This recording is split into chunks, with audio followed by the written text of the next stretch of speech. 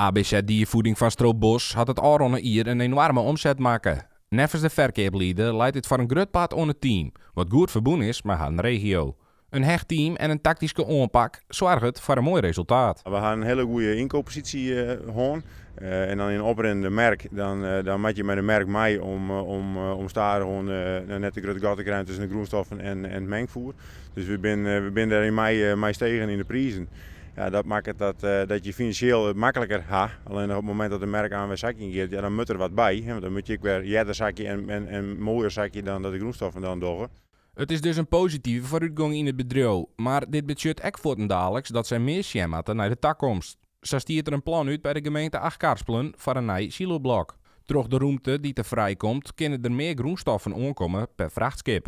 Wij zitten hier aan het Prinses Margrietkanaal. Dat is groot vaarwater, dus we kunnen hier grote boten ontvangen. En als wij de grondstoffen per schip aanvoeren in plaats van per vrachtauto, dan hebben we minder verkeersbewegingen door het dorp en lagere aanvoerkosten. En dan benutten we het potentieel van deze locatie volledig uit. Als dit naar je plan toegang vindt, kan de diervoeder in kwartenharren groenstoffen die het aankomen per schip beter verdelen in het siloblok. Daardoor komt er meer ruimte en kunnen ze voldoen aan een wensing van melkenfabrieken die speciale soorten melken in de markt zetten willen.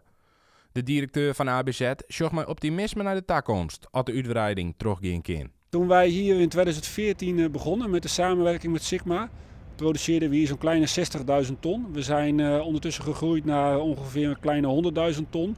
En als we dus deze volgende uitbreidingsstap gezet hebben, kunnen we doorgroeien. En daar is ook die vergunningsaanvraag voor belangrijk. En dan willen we naar een 120.000 tot 150.000 ton voer doorgroeien de komende jaren. Dat het bij ABZ het alronde ier zo goed roen, is naast haar een inkeerpositie echt de tankje aan haar flexibiliteit. Jouw fabrieken in Nederland staan van Stroopbos is een noordelijke puur van rundvee. En daarmee ben we gewoon heel flexibel in het schakelen tussen soorten. Dus we hoeven net een heel proteinbulk te maken van 1 of 2 soorten, maar we kunnen gewoon op maat van een boer het voer maken zoals hij dat graag wil. De landbouw is onwis in dit politieke klimaat, maar net sinds stenen de onwissigheid zocht de diervoeder wel kansen in de aankomende jaren. In het noorden van het land zitten de melkveehouderijen, hier is nog de ruimte, hier is het land. Hier zijn we langs intensief net, dus wij gaan van het noorden in ieder geval nog net heel grote issues eerst. Voor uzelf, natuurlijk voor de landbouw in het algeheel wel. Maar de andere sectoren, daar maakt u meer zwaar aan doen.